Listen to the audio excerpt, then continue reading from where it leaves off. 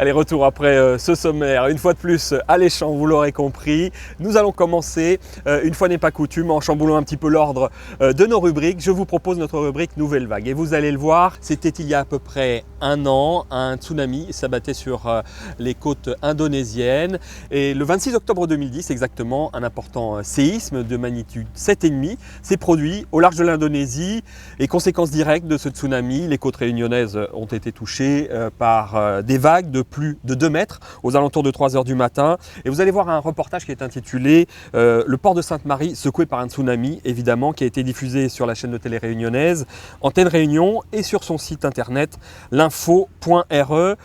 Ces images malheureuses de ce couple qui était passionné de pêche, évidemment, qui ont fait le tour des réseaux sociaux jusqu'à notre site internet côtépêche.fr. Vous allez voir qu'un magnifique élan de solidarité s'est déclenché autour de ces personnes, autour de cette histoire. Différents membres du forum Côté Pêche ont d'ailleurs été très touchés et ont souhaité leur envoyer, à travers leur post notamment, des messages, des dessins de solidarité. Je vous laisse regarder ce reportage. On se retrouvera juste après un reportage d'Antenne Réunion pour Côté Pêche. Le port de Sainte-Marie, lui, a été secoué beaucoup plus fort. Une vague a soulevé le ponton vers 3 heures du matin. 4 bateaux ont pris l'eau. Les plaisanciers ne cachent pas leur colère de ne pas avoir été prévenus. Laura Château. On voit juste un petit peu dessous. Il est à peine 3h30 du matin. Effondrés, les propriétaires des bateaux constatent les dégâts. Chavirés, la coque retournée, les premiers bateaux du ponton A du port de Sainte-Marie n'ont pas été épargnés par le tsunami. Il est environ 3h15 lorsque la première vague entre dans le port et soulève le ponton à plus de 2 mètres de haut. Alertée par une amie, Jacqueline est inconsolable. Après le tsunami de 2004, elle perd une seconde fois un bateau tout neuf. À 3h20 du matin, une amie nous a téléphoné en nous disant il y a un pêcheur sur le port qui a téléphoné en disant il y a un tsunami, descend vite. Donc quand on est arrivé, j'ai cherché mon bateau et les bateaux de mon ami, il était déjà coulé. C'est le deuxième bateau, donc là on en a marre, on a ras-le-bol. C'est pas possible. Bien qu'amarré, son bateau a coulé sous la pression de l'eau, se retrouvant sous le ponton. 3 autres bateaux ont été endommagés.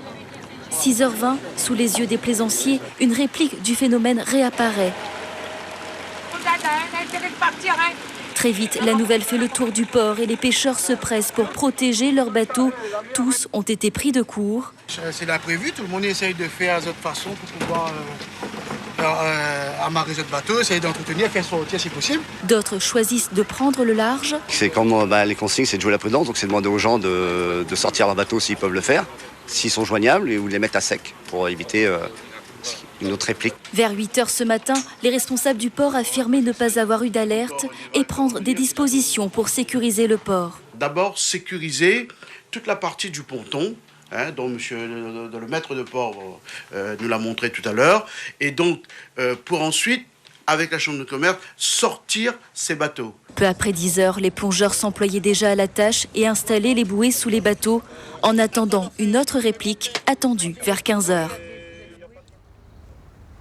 Alors vous l'aurez compris, on ne peut pas rester indifférent face à cette histoire que nous avons appelée Solidarité des gens de mer. Et nous avons souhaité évidemment aller plus loin en allant directement à La Réunion avec notre correspondant sur place qui s'appelle Thierry Bourdel. Il est concessionnaire, location et entretien de bateaux Bourbon Pêche Plaisance, vous allez le voir.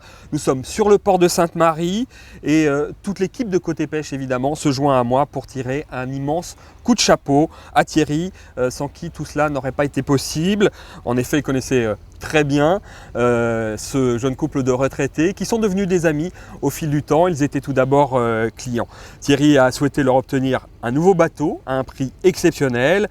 Il a évidemment rogné sur sa marge et sur le transport par bateau. C'est lui qui sur place s'est occupé et qui a organisé évidemment le rapatriement du Siemens 25 Octo sur La Réunion et qui s'est engagé à le réceptionner, à le préparer et à installer gratuitement le matériel offert par les différents partenaires, que ce soit de la sécurité, de l'électronique ou des accessoires, jusqu'à la mise à l'eau et à la remise des clés de ce bateau. Et vous allez voir tout au long de l'année 2011, au cours de nos déplacements, l'équipe de Côté Pêche a souhaité solliciter différents partenaires pour venir en aide à ce couple de retraités. Et plusieurs grandes marques ont décidé de s'associer à ce projet Solidarité de gens de mer.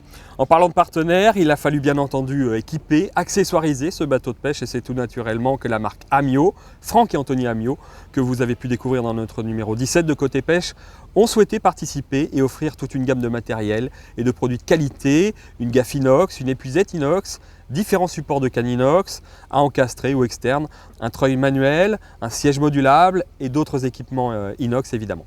Un grand merci à eux pour ce magnifique geste de solidarité. Et pour ce qui est de la partie électronique, là nous devons bien avouer que cette tâche a été la plus facile puisqu'à peine avoir exposé ce projet à Christophe Soares, directeur du groupe Navicom Iminbird, il a tout de suite, avec une grande confiance et générosité, voulu participer à cette aventure en offrant à son tour à Jacqueline et à Jean-Pierre un sondeur, un GPS traceur de cartes, ainsi qu'une VHF complète et son antenne. Merci infiniment à Christophe Soares pour cette généreuse participation. Quant à nous et les deux fondateurs du magazine Côté Pêche, nous avons souhaité offrir symboliquement toute la partie matérielle de sécurité, que ce soit les gilets de sauvetage, les fusées, les pare-battages et les autres matériels d'accastillage. Inutile de vous préciser la joie, le bonheur et la reconnaissance de nos deux jeunes retraités qui ont eu le 22 septembre dernier la surprise de découvrir leur nouveau bateau complètement équipé. Vous allez voir, toutes ces images ont été tournées par Thierry, comme je vous le disais, et quelques membres actifs du forum qui ont été mis dans la confidence, notamment Bertrand, alias Chourmeau 974, que nous allons remercier bien évidemment. Un an après, la chaîne de télé Antenne Réunionnaise était sur place le jour de la mise à l'eau, le jour de la remise des clés. Je vous laisse regarder ce reportage. C'est une information de notre site l'info.re relayée dans un magazine national spécialisé qui a tout déclenché pour Jean-Pierre et Jacqueline. Il y a un an, ce couple de retraités perdait son bateau dans le port de Sainte-Marie au lendemain du tsunami en Indonésie. Leur histoire a dépassé nos frontières. Une chaîne de solidarité s'est organisée pour l'équipement de leur nouvelle embarcation. Julie Lebien. Culpa, un nom pour ne plus subir la perte d'un bateau. Jean-Pierre et Jacqueline, un couple de retraités, ont déjà perdu 2 embarcations. Le 26 octobre 2010, ils sont appelés à 3h du matin. Leur bateau, amarré au port de Sainte-Marie, est en train de couler. Des vagues de 2 mètres de haut, provoquées par le tsunami de la veille en Indonésie, se fracassent sur les embarcations. Jean-Pierre avoue qu'il a pensé tout arrêter. Ça m'est déjà arrivé en 2004, ça me revient en 2010. Là, je peux vous dire que j'ai failli tout plaquer, rentrer en Bretagne parce que je suis breton. S'ils arrivent à racheter un bateau, le couple peine à trouver les fonds pour l'équiper. C'est là que la solidarité s'organise en métropole. Après avoir vu un reportage sur Antenne Réunion, le magazine Côté Pêche a trouvé les fonds pour l'équiper. À leur retour de vacances, le 8 août, le couple a la surprise de trouver de nouvelles technologies sur l'embarcation. Il y a la cartographie et les GPS. Il y a un là et l'autre il est ici. Le Culpa a été mis à l'eau avec succès aujourd'hui. Les retraités espèrent qu'ils vivront encore de belles sorties en mer. Après ces images, évidemment, on ne peut que souhaiter bon vent à ce fameux Culpa. Vous l'aurez compris, son nom est un joli pied de nez à ce qui s'est passé là-bas à La Réunion. Je vous propose maintenant de retrouver nos images de pêcheurs. Nous nous retrouverons, nous, juste après, pour un contrôle en mer en compagnie de la gendarmerie maritime.